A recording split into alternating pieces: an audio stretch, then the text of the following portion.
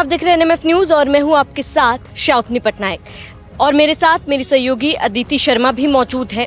22 अप्रैल का वो दिन जहां कोई भी हिंदुस्तानी वो रात वो दिन कभी भी नहीं भूल सकता, लेकिन आज का वो दिन है जब पूरा हिंदुस्तान गर्व महसूस कर रहा है भारतीय सेना पर, भारतीय सरकार पर, और जो बदलाव भारतीय सेना ने लिया है उसके लिए हर कोई जबरदस्त उत्साह है, हर कोई जश्न मना रहा है, पूरे देश में जश्न का माहौल है और सब भारतीय सेना को सैल्यूट कर रहे हैं। लेकिन इसी बीच सबसे बड़ा सवाल कि जो ऑपरेशन हुआ है, इस ऑपरेशन को एक नाम दिया गया, ऑपरेशन सिंदूर।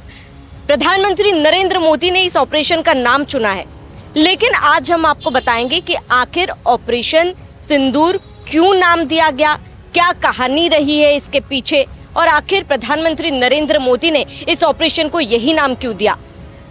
अदिति, जब आपने सुना कि एयर स्ट्राइक पाकिस्तान में कर दिया गया है, सबसे पहले आपने क्या महसूस किया, और इसके साथ ही जो ऑपरेशन सिंदूर नाम दिया गया है, सबसे पहले आपके जहन में क्या आया? बिल्कुल श्रावणी, मतलब ये शॉकिंग था। ये मतलब कि इसका आइडिया था कि कुछ तो ज़रूर होगा, लेकिन सब मॉक ड्रिल पे सबका एक फोकस था कि मॉक ड्रिल की तैयारियां कर रहे थे। लेकिन दूसरे साइड जो हमारी आर्मी फोर्सेस हैं, नेवी है, एयर फोर्स है, वो भी अपनी तैयारी कर रही थी। हाँ, सरकार सीधा पाकिस्तान सरकार को तो पता ही था, सीधा ये अटैक का एक प्लान था कि यहाँ, और ऑपरेशन सिंदूर ये तो मतलब पाकिस्तान को इससे भयंकर जवाब नहीं हो सकता है, क्योंकि 22 अप्रैल की दोपहर कोई अपने बेटे के साथ गया था, कोई जिनकी 6 दिन पहले शादी हुई थी, हनीमून मनाने गए थे, कोई अपनी फैमिली के साथ गया था, किसी की 2 महीने पहले शादी हुई थी, उन पत्नियों के सामने, उन महिलाओं के सामने उनका सुहाग उजाड़ दिया गया, सिंदूर उनका मिट गया जो उन्होंने कुछ ही दिन पहले अपनी मांग में सजाया था। तो ये बहुत इमोशनल मोमेंट था कि हम जिस पार्टनर के साथ सपने देख रहे थे वो हमारी आंखों के सामने ऐसे मार दिए गए। तो ये एक बदला था पाकिस्तान के लिए, उन आतंकियों के लिए जिन्होंने धर्म पूछ के मारा था, जिन्होंने पूछा था हिंदू हो या मुस्लिम, उन पत्नियों के सामने पूछा था कि हिंदू हो या मुस्लिम।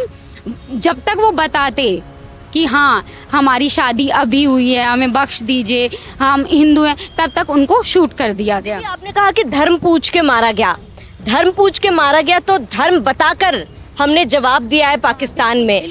और ऑपरेशन सिंदूर, क्योंकि आपने कहा कि एक बहुत इमोशनल मोमेंट था, हमने वो तस्वीरें देखी है, चाहे हम विनय नरवाल की पत्नी की बात कर ले, शुभम द्विवेदी की पत्नी की बात कर ले, या फिर अन्य जो महिलाएं थी वहाँ पे रो रही थी, बिलख रही थी, ये गुजारिश कर रही थी कि हमारे पति को मार दिया तो हमें भी मार दिया जाए।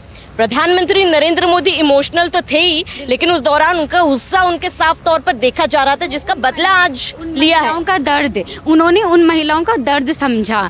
किसी के पति का सिर उनके कंधे पे आके गिरा जब उनको गोली मारी गई थी, पर्यटकों को गोली मारी गई थी, तो वो महिलाएं अपना दर्द बता नहीं सकती।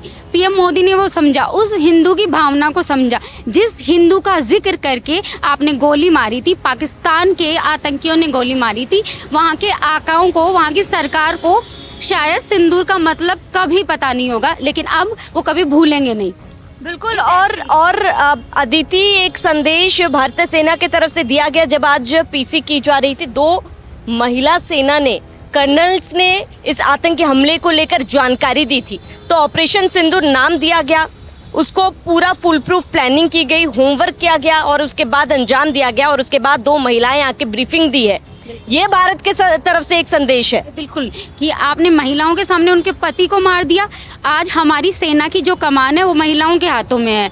उन महिलाओं को जिनको आपने डराने की कोशिश की, जिनका सुहाग उजाड़ने की कोशिश की गई, उनके बिहाव में अब महिला जो है वो ही आपको जवाब दे रही है। अपने तरीके से, अपने डिफेंस से वो बचाव भी कर सकती है, वो अटैकर भी हो सकती है। वो उन दोनों महिलाओं ने भी जो हमारी नेवी ऑफिसर्स हैं, जो एयरफोर्स ऑफिसर्स हैं, जो अधिकारी हैं सेना की, तो उन्होंने बताया कि हम फ्रंट पे हैं, महिलाएं फ्रंट पे हैं। ये जवाब था हिंदुओं की तरफ से, ये जवाब था महिलाओं की तरफ से, ये जवाब था भारत सरकार। लाखों करोड़ों हिंदू महिलाएं जिनके लिए सिंदूर केवल एक लाल रंग नहीं है, उनकी आस्था है, उनका धर्म है, उनकी भावनाएं हैं, जिस पर चोट पहुंचाने की कोशिश पाकिस्तान ने की थी। और इसीलिए कहीं ना कहीं प्रधानमंत्री नरेंद्र मोदी ने, सीएम योगी आदित्यनाथ ने कहा था कि भारत के बेटी बहुओं का सिंदूर उजाड़ा गया है तो उन्हें बख्शा नहीं जाएगा। गृह मंत्री अमित शाह ने कहा था कि चुन चुन कर मारेंगे, और अब उसी चीज को जस्टिफाई करके इंडियन आर्मी ने, भारत सरकार ने एक बहुत प्रिसाइजली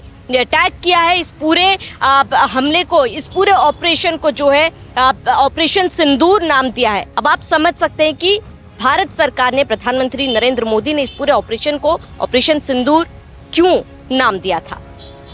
सुप्रभात देवियों और सज्जनों, मैं कर्नल सोफिया कुरैशी और मेरे साथ विंग कमांडर व्योमिका सिंह आज आपको 6 से 7 मई 2025 की रात 1:05 से 1:30 बजे के बीच भारतीय सशस्त्र बलों द्वारा अंजाम दिए गए ऑपरेशन सिंदूर के बारे में जानकारी देंगे।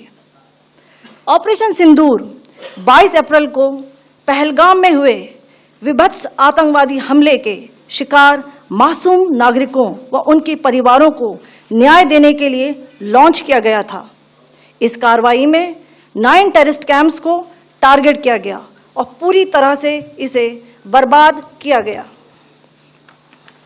पाकिस्तान में पिछले 3 दशकों से टेरर इंफ्रास्ट्रक्चर का निर्माण हो रहा है। इसमें recruitment, indoctrination centres, training areas व लॉन्च पैड शामिल थे, जो पाकिस्तान और पाक अधिकृत जम्मू कश्मीर POJK दोनों में फैले हैं। बरनाला कैंप भिंबर ये LOC से 9 किलोमीटर दूर है। यहाँ पर हथियार हैंडलिंग, IED व जंगल सर्वाइवल का प्रशिक्षण केंद्र था। अब्बास कैंप कोटली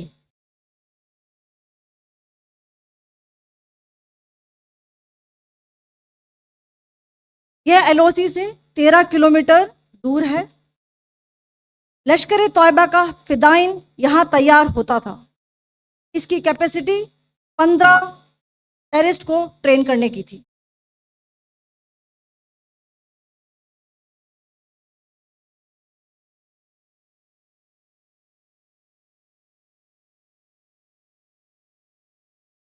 अब मैं पाकिस्तान के अंदर के टारगेट से अवगत कराना चाहूंगी। पहला, सर्जल कैंप सियालकोट।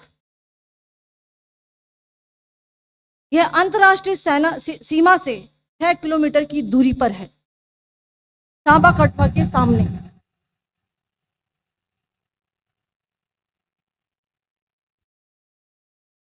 मार्च 2025 में जम्मू एंड कश्मीर पुलिस के 4 जवानों को जो हत्या की गई थी, उन आतंकवादियों को इसी जगह पर ट्रेन किया गया था। दूसरा, महमूना जाया कैंप सियालकोट। यह 18 से 12 किलोमीटर IB से दूर था। हिजबुल मुजाहिदीन का बहुत बड़ा कैंप था। ये कठुआ जम्मू क्षेत्र में आतंक फैलाने का नियंत्रण केंद्र था। पठानकोट एयरफोर्स बेस पर किया गया हमला भी इसी कैंप से प्लान और डायरेक्ट किया गया था। मरकज ताइबा मुरीद के, यह IB से 18 से 25 किलोमीटर दूरी पर है। 2008 के मुंबई हमले के आतंकी भी यहीं से प्रशिक्षित हुए थे। अजमल कसब और डेविड हेडली भी यहाँ ट्रेन हुए थे। मरकज सुभान अल्लाह भावलपुर, ये इंटरनेशनल बाउंड्री से 100 किलोमीटर दूर है। जैश ए मोहम्मद का मुख्यालय था। यहाँ पर रिक्रूटमेंट, ट्रेनिंग व इंडॉक्ट्रिनेशन का केंद्र भी था। शीर्ष आतंकी अक्सर यहाँ आते थे। मैं आप सबको बताना चाहती हूँ कि किसी भी सैन्य ठिकाने का निशाना नहीं बनाया गया और अभी तक किसी तरह की नागरिक क्षति की रिपोर्ट नहीं है। धन्यवाद। जय Hind. The strike on the terror camps were undertaken through precision capability as shown to you. A niche technology weapons with careful selection of warheads was ensured so that there will be no collateral damage. The point of impact in each of the target was a specific building or a group of buildings. All the targets were neutralized with clinical efficiency, and the results reiterate the professionalism of the Indian Armed Forces in the planning and execution of their operations.